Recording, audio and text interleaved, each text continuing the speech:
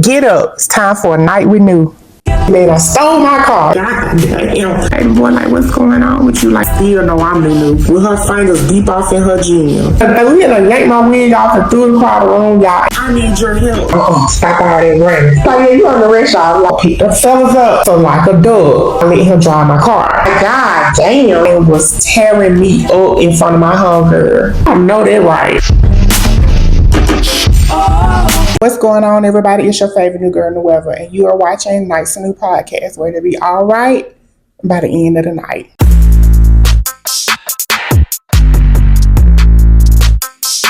Let's go and get into what's new. I was scrolling on Instagram and I came across this video. I'm assuming it's coming from someone else's podcast or something. What made her not deserve a good man? Your mother. Okay, so if like she, put it like this, she had me and she raised me good or whatever. She did the best she could. She raised me good. I didn't want for anything, but she had kids out of wedlock. Brother, you know what I mean? Does that mean your mother isn't a good woman or she wasn't taught properly? That means that she might, put it like this, it has nothing to do with her being a good person, because she is. So but what makes her not deserve a good man? That right there. Brother, not just that. Okay, let me ask you a question. Do you have children? Yep. Did you have children out of wedlock? Nope. So you were married to a woman? Yep. The woman that's raising your children, does she deserve a good man? Yeah, she didn't have kids out of wedlock. Brother, listen to me again. Hold on, real quick. Let me say this. No, listen, no, you can't stay around this. Are you married to that woman right now? Yeah. Does she deserve a good man? Does she deserve a good man? I would probably say no, but.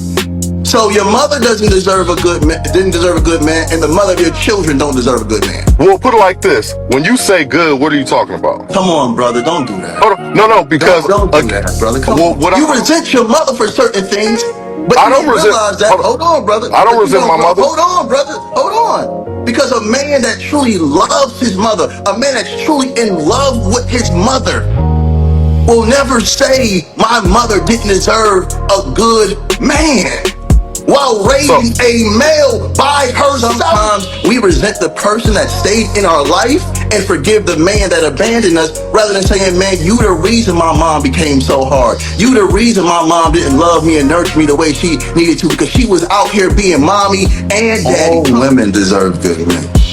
Because when they don't, hold on, let me finish, brother. Let me finish, brother. Let me finish, please. And the first good man they deserve is a good father. I think both of them are a little slow, but I understand what the older guy was trying to say. Is besides the point. This guy says that his mama is a great woman. He feels like she loved him properly. She was a good parent. She was just a single parent. Because she had children out of wedlock, she does not deserve to have a good man, because she's not a good woman because she had kids out of wedlock. I went looking through that boy profile and stuff like that. Throughout his entire page is pictures of him and his mama. I do see pictures of his children as well. I don't see this wife that he's talking about nowhere in sight.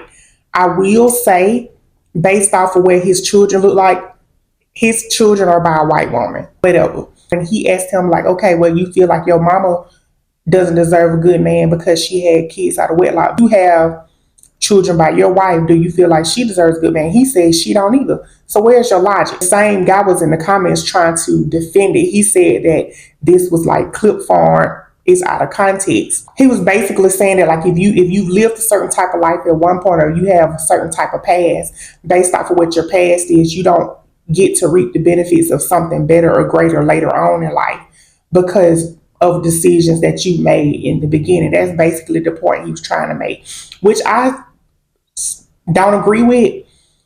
And so he made two analogies. One of his analogies was, if you are a person that has a criminal background, does that mean that you can go later and get a law degree and become a lawyer or a judge or whatever the case? He was saying no. I also don't think that that's credible information as well. I'm pretty sure that there are certain judges and lawyers have some type of criminal background prior. That is the case for some, right? I know, like, Judge Mathis had a criminal background, right?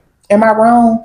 His other analogy was, If you were a person that made a C before on your progress report, do that means that you deserve to go to Harvard? What? He said, like, based off of your past transgressions, you do not deserve to have a nice life or a good man. He said, well, we feel like the prototype of a good man is women don't deserve that if we are not good women. And one thing that makes us not be good women is having babies out of wedlock. That's pretty much what he was saying. I don't agree with it at all. I think his philosophy is so flawed. There is no such thing as a perfect person at all. And just because he married the mother of his children, so he say, I really don't believe it. I kind of feel like he said it for the sake of the argument. That doesn't mean that you're a good man, and that also doesn't mean that she's a good woman either. It's all about your character. I also don't like how he was dismissive to holding his father accountable as well. I did see him milling in the comments with people saying that about his daddy too. Like, hey, how come you giving all this smoke to your mama? Where's this smoke for your daddy? He was like, at the end of the day, it's his mama's fault for allowing a man to come and lay with her without demanding that he marries her. Pretty much, that's basically what he was saying. He was saying like it's not his daddy's fault at all; it's his mama's fault. He don't know his daddy. He was raised by his mom by herself. His daddy got her pregnant and abandoned her. Those were his words. That's what he was saying in the comments. He also said that the man who he was being interviewed by does not care about how women feel about anything. He's literally just pandering to us so that he could be able to sell us stuff. That's irrelevant. Even if that is the case, that's irrelevant because whatever that guy's motive is still does not change how you feel about your mama. And then to be all on your social media platforms smiling in every picture with your mama, do your mama know how you feel about her? This is the biggest reason why so many women, when it comes to dating and stuff, have problems with the men in their lives because they all have mama issues. And if they don't have mama issues, it seems like they'll try to make an issue out of something. He's blaming his mama for the reason why she was a single mama. It's never the man's fault. They have these ideas about what life is supposed to be like with their daddy, and they turn around and they sensationalize their father and they praise the father that they don't even know nothing about. They fall in love with the idea and this image of a father that they have imagined in their own mind, and then fought and hate and have resentment towards the actual parent that's present. That is so crazy to me. Free food, man. Look at this. No free food, the cop said. We've been here our whole life feeding the homeless, and they wasn't a problem until we came to Kensington Alexander. I saw everything that was going on. You come up with this tough shit, buddy. Like, come on, man. Calm down. Everybody's chilling. Everybody knows about the government shutdown. There's a hold on SNAP benefits. Pretty much no one's going to be getting their EBT benefits or anything like that for the month of November. And so because of that, I've noticed that there have been a rise of people trying to do like food drives and give people food and things like that. I'm not saying that these things weren't happening prior to, but I do know that it was an influx of people really like banding together as a community to make sure that families are being fed. And I love that for us. So these are some Black young men. They got food. They're out there trying to feed the community of people without homes. Police arrive. They're telling them that they're out of order. They want them to shut it down or they're going to get arrested. It's so sad because the reasoning that people like to try to use is illegal for you to be without a home in the United States. But then it's also illegal for you to feed people without homes. People try to legitimize it by saying, oh, it's because we want to make sure that it's sanitary, that it's not violating any type of health code so these people won't get sick. They love to say stuff like that. And then they also try to legitimize it by saying, well, you have to have certain licenses or permits to be able to give away food in the communities and stuff like that. And I feel like that is just a way to criminalize people for being impoverished. That's also a way to keep people up under your feet. We live in a capitalist society. They only care about keeping their pockets wet. They want people working so that they can pay taxes. It's so sad how they genuinely don't care about the well-being of us in the States. We're not in a third world country, y'all. In third world countries, a lot of the time the resources are literally not there. It's crazy that here we have the resources, but they try to limit or shut off the access to those resources. What are we doing here? Like, I just don't like it. Anybody that's out there that's helping out the community, you passing out blankets, you giving away coats, you giving out food, school supplies, keep doing what you're doing because we need more folks like y'all. Thank you so much for your contribution to the community because we need it. We all are stronger together. We need each other because at the end of the day, it's going to always be them against us. I just had the worst experience ever at the gym, at Gold's Gym, and I think this is probably happening at gyms across America, where like trans women are going into the women's locker room and not really caring about how women feel about it. And it's really hurtful, yo. Like, how are you gonna say you want to be a woman or that you are a woman, but you don't give a fuck how women feel? Today I was naked in the locker room. I turn around and there's a man there in boy clothes, lip gloss, standing there looking at me. I'm butt naked. So the first thing I think is maybe there's a worker in here. Maybe I missed the sign. I say the word sir to say, sir, what are you doing in here? He goes, don't fucking talk to me. I'm a woman. I have a right to be in here. Immediately, I'm fucking pissed because I'm butt naked. I feel violated. I feel like weird. Like, I don't want to deal with this, right? So the girls are walking in and they're seeing the commotion and they actually chime in and say, yo, I don't know why he's in here. He's not supposed to be in here. And then I talk to the people that work at Gold's Gym and they don't really have anything to do. They just like, oh, we can file a report about it, incident report. What the fuck is going on? Like, listen, how can you say you're a woman or you want to be a woman and you don't care how women feel? That's nothing more manly than not giving a fuck about how women feel, I'd like to think. And I get it, like, everybody has their own things, and I don't explain, I don't want to say that I know everything about gay rights or trans rights. I'm a lesbian. I've been a lesbian my whole life. I treat people how I want to be treated regardless of whatever their sexual orientation is or whatever they decide. So I'm not transphobic and I'm not homophobic. I'm not straightphobic. I'm not racist. None of these things. I just believe in treating people how I want to be treated. Why do you guys think it's okay for men to be in the women's restroom? And like, when is the cutoff point? Is it like, oh, you cut off your penis, you can come in here? Why aren't women making the laws? And if you really want to fucking be safe and feel good, why don't we just make trans restrooms? Because it ain't right. The way I feel right now. And don't come into my comments about he gay, he ain't looking at you. I don't give a fuck, bro. It's about a feeling, yo. Like, if you never been a little girl who been touched or been through some shit, you won't understand that feeling. And you've never been a little girl. Did you tell me or not that women like to see dick? I'm asking you a fucking question. Exactly. Get out of the way now. No. Now he knows how to be a man, right? Now he knows how to be a man. Stay out of the women's locker room. We don't want it. He needs to have his gym membership revoked for that shit. And the woman told you. He assaulted me. The girl told already. We already filed reports. No.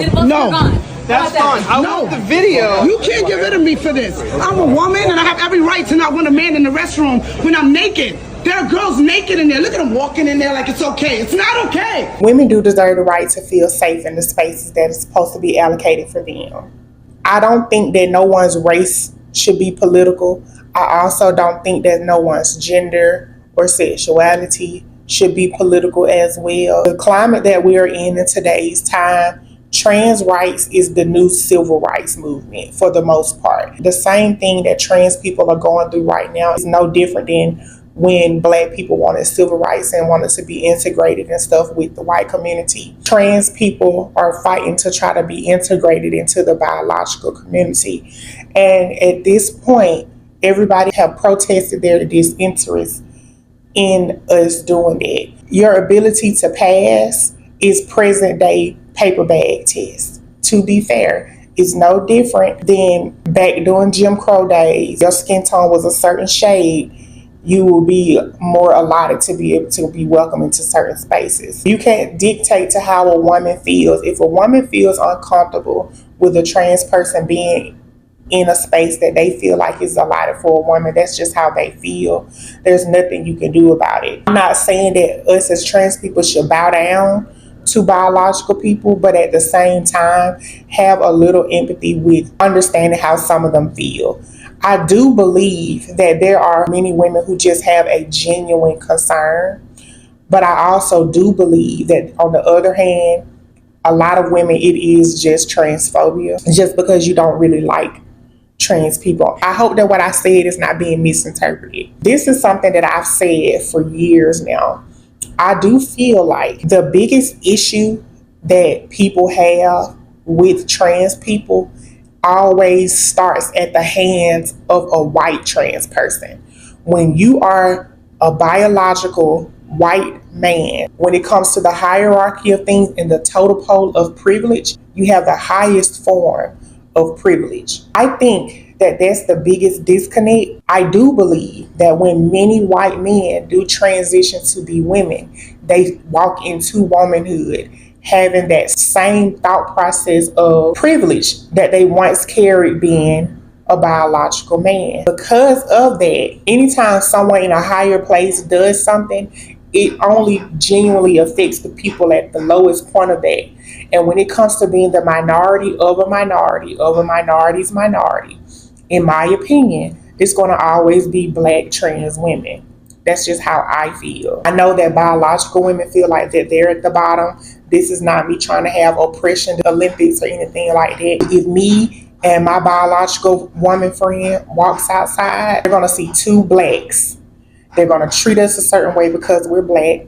Then they're going to treat us another certain type of way because we are black women.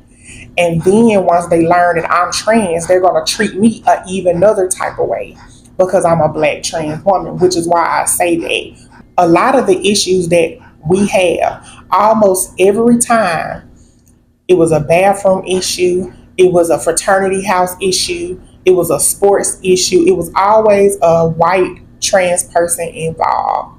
And I really feel like it's because they are oblivious to the lens of the world outside of their own experiences. Outside of them being trans now, they've never been in an oppressive situation. A lot of this is propaganda. I genuinely believe that there are certain people, our overseers, GOVT, and they go to certain biological white men like this, tap them on their shoulders, and they'll say, hey, we'll give you X and O amount of dollars.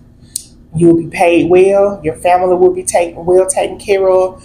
Go live your life as a woman for us. We'll be right behind you with a camera. It's always, in more situations than not, one of them doing the most craziest thing. And they're always a pair of earrings away from being a man. They're always a hair bow away from being a man. As I've grown in my womanhood, my stance on what makes you a trans woman has changed. I used to be a lot more strict on how I felt, but I cannot police what does and what does not make a person trans. I also cannot police how a person should be treated because, in my opinion, that makes me feel like I'm cooning the same way how black people try to assimilate to whiteness at the demise of their black counterparts. I'm trying my best not to put myself in a situation to where I'm going to also turn a blind eye or shun or cast judgment on my own community as being a trans woman just to be in favor of biological people or straight people. Because at the end of the day, if I don't appeal to their better nature, I'm not going to regardless, no matter how much I try to assimilate to them. The same way when it comes to black people that try to assimilate to whiteness. Every time they'll end up showing you and reminding you that you are indeed black. Same with me. Anytime it's convenient, that I will be reminded how much I am a man. I think it's a lot of nuance that happens within this situation. I genuinely hate that woman felt the way she felt. I was talking to a friend the other day, and I was telling her about how I went to a clothing store. I had a few items that I wanted to try on. The lady, pushed me over to the woman's dressing room. Of course she would have, because, I'm binarily a woman.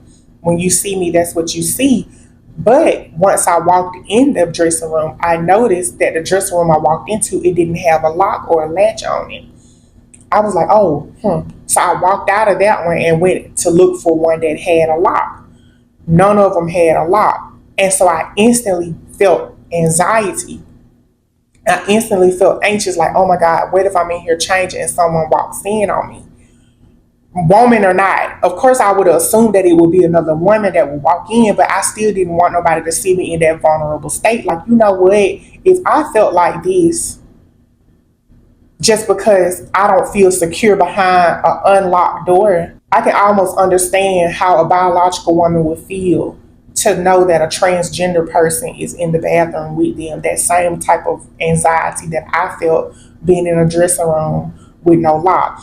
Because let's be honest, y'all, you don't view us as the women or the men that we are. Once you know that I'm trans, you will make sure that you remind yourself every day that I'm a man, because that's how you want to continue to view me. So if I'm in a dressing room with you, or if I'm in a bathroom with you, you're going to always look at it like I'm in here with a man. And whatever fears that you have that's associated with a man, you will have that same association with me as well, because that's how I'm being viewed in that situation. And I hate that, but it is what it is. My trans brothers and sisters, I love y'all. I'm not telling you to stand down. I'm not telling you to not defend yourself. You should. Our rights are valid. Your existence is valid. There's absolutely nothing wrong with you. Don't ever make nobody feel like something is wrong with you because of how you feel. If it's a situation where it's you against someone else, always choose yourself. Just to leave well enough alone with certain situations. If you can keep from being in the women's bathroom to make them come, just stay out of it. If you got to hold it until you go home, I mean, I know it's sad, but it is what it is, because it's going to get spooky and it's going to get violent. There are a lot of people who feel like we should have our own bathrooms, our own dressing rooms, our own. I don't believe that that's what people genuinely want, though. I think that that's just a popular talking point. Doing that is also not safe, because there's already a target on our back anyway. There are so many examples of people that hate us just for being who we are. You're not going to make me believe, if they start putting trans only bathroom or trans only facilities in public places, that there's not going to be mass shootings and things like that that happen. If a person knows that, okay, that's somewhere where all the trans folks like to congregate, I have a strong disdain for that community, I'm going to go and I'm going to shoot it up. Just like when they first started making gay clubs, when they first started making gay bars, they was going to shooting those places up. It's literally no different than when the black people finally got their rights and they started making their own towns and their own schools and churches and banks. What did the enveloping people do? They went, they flooded your towns, they set your shit on fire. They burnt this stuff down, they destroyed it all. I don't see how you don't see the parallel to that. It's genuinely no different. I'm passive. I wish I wasn't like that.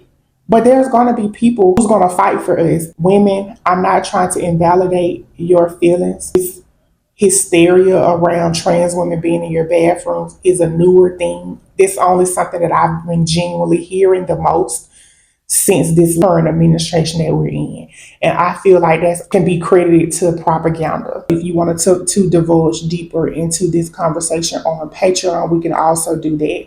I really didn't want to even touch bases on this type of stuff, because I had already said that I'm not going to be putting myself in a position to where I'm defending my womanhood to anybody anymore. But it's just the climate that we're in, and it'll be lame-hearted of me to not say something. There's been this story that's been going on about this couple. It was a 19-year-old Micaiah and 20-year-old Chris. Micaiah is a trans girl. Chris is an autistic boy. They were from Houston, and then they turned around and moved to Atlanta. An argument transpired between the two of them.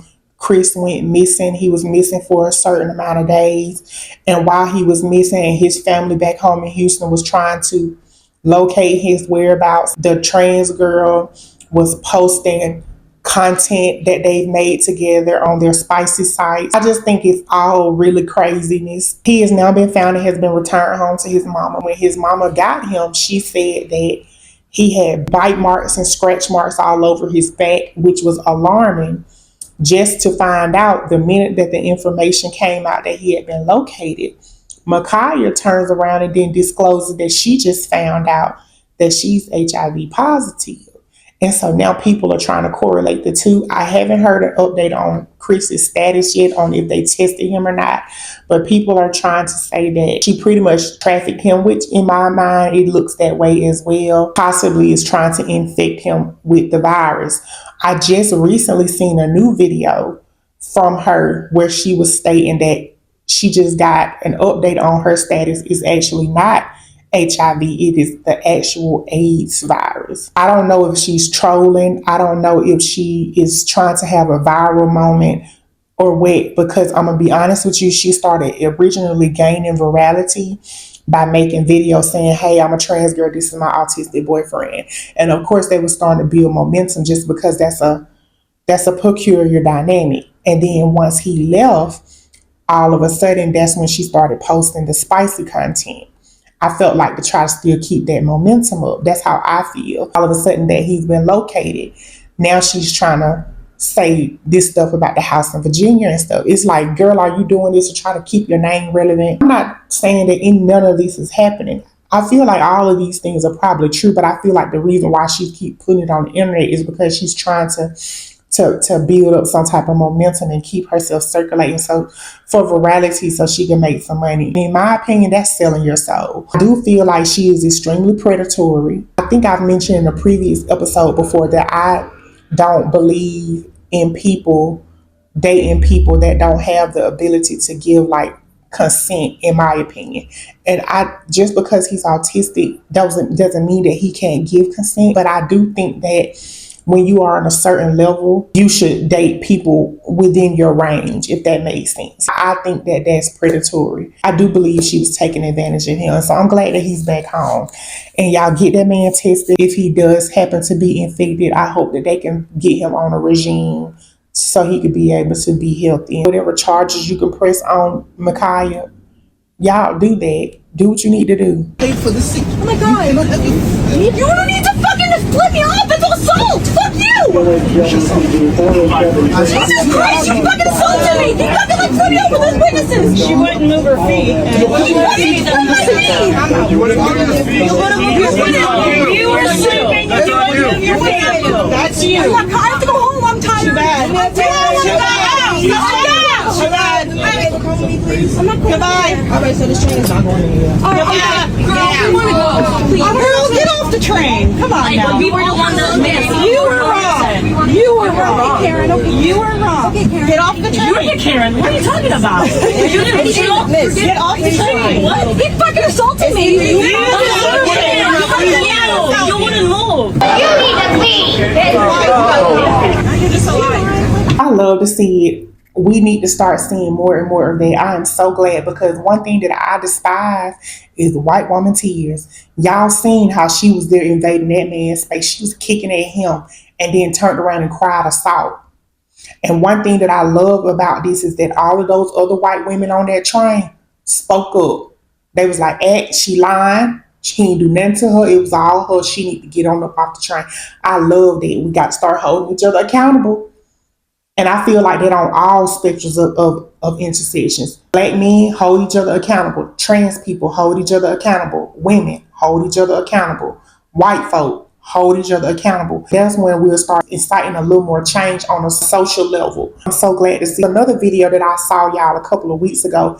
And I was trying to locate it so I could be able to show you the footage, but I cannot find it. I don't remember where it was at, but it was basically a black man. And she looked white to me, trying to yank the bag from him, right? Of course, optics, it looked like he was stealing her bag. He was screaming and yelling and crying, oh my God, help me, help me, help me, help me, help me. He's stealing my bag, he's stealing my bag. A couple of men came over trying to defend her. They punched the black man in his face and some more stuff. The black guy kept saying, this ain't her bag, this mine. This my shit, this my shit. Long story short, of course, he got detained. They gave her the bag just to later find out that the bag had his belongings in it, genuinely had his ID, his passport, all identifying factors that connected the bag to being his. And people just instantly went with her. White women tears. White women tears is why Emmett Till is gone. White women tears is why Rosewood happened. White women tears is why so many of our brothers are locked up for life right now. White women tears are why so many of our brothers have the death penalty. And I feel like somebody needs to put some type of law in place when it comes down to these people that be crying wolf. They need to start being able to be held accountable by law. There is a law like that. Somebody tell me, because I ain't never seen no examples of it. I just feel like if you know that you out there, you falsely accusing people, they need to get some type of prison time. Now it's time to be honest.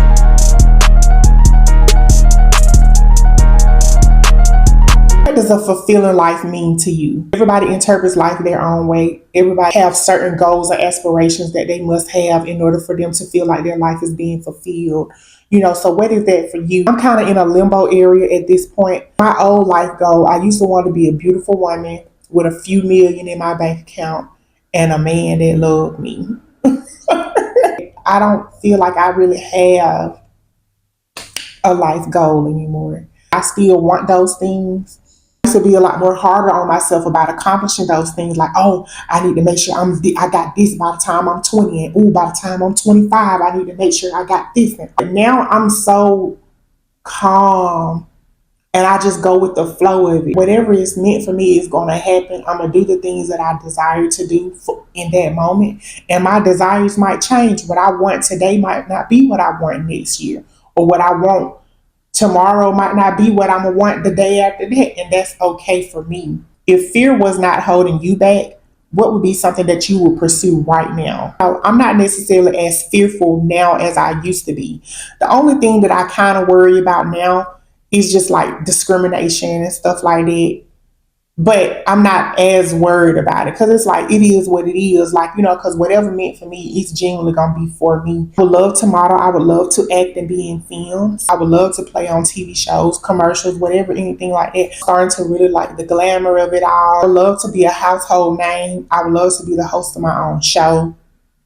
Well, I am a host of my own show, but I want it to be, nationally acclaimed. Whatever it is that I want to do, I just feel like I'm going to do it. There's no limitations. Can't nobody stop me. My last question is, what is something about yourself that you have trouble acknowledging? I also kind of touched bases a little bit on one of those factors earlier in the show. I always have fought hard for acceptance. I don't need or desire anyone's acceptance, because me fighting for people's acceptance will always chip away and diminish me. My entire life, I've always made myself smaller to make other people comfortable with my existence, which goes back into like the conversation that we were just having earlier. I'd be contradicting what I said earlier too, I don't remember.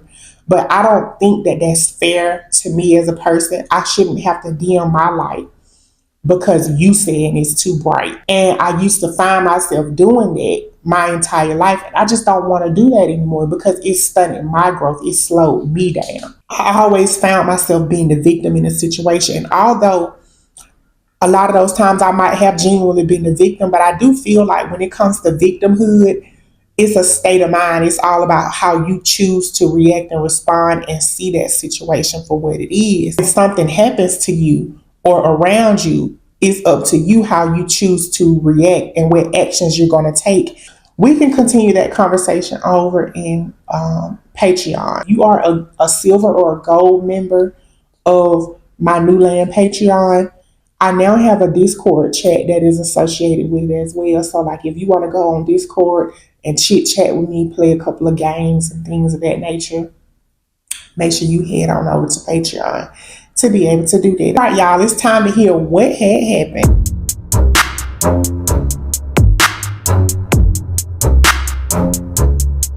If you have a what had happened story, be sure to email me at nightswithnue@gmail.com. That's NIGHTSWITHNUE@gmail.com. Be sure to keep your story short, sweet, and to the point. 2 paragraphs is enough so that it can be featured on the next show. If you would like to get your email answered sooner, put that you're a Patreon member in the subject, and I'll be able to put it at the top of the list and get to it a lot sooner, okay? While in college, my best friend, who was Indian, had an off-campus house that he stayed in. His neighbor was a redneck who was an alcoholic, meth-smoking gun enthusiast. Whew. When I first met him, I made a mistake of asking him for a cigarette. He told me, I don't have any monkey mints, sorry. I said, monkey what? He said, you know, menthols. I know you blacks love the monkey mints.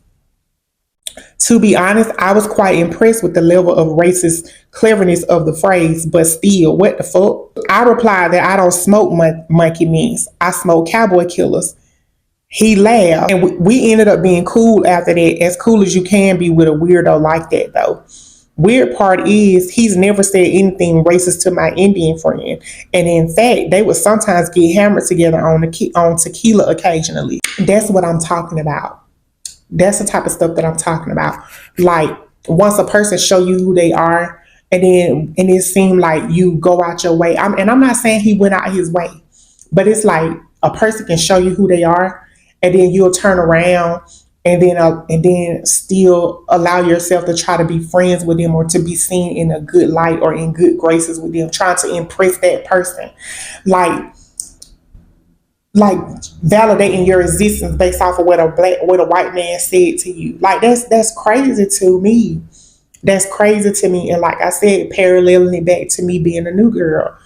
Once you've shown me that you don't really like people like me, I'm not finna continue to be your friend. I'm not even finna sit there and go out of my way trying to show you that I'm anything different than whatever it is that you think about me.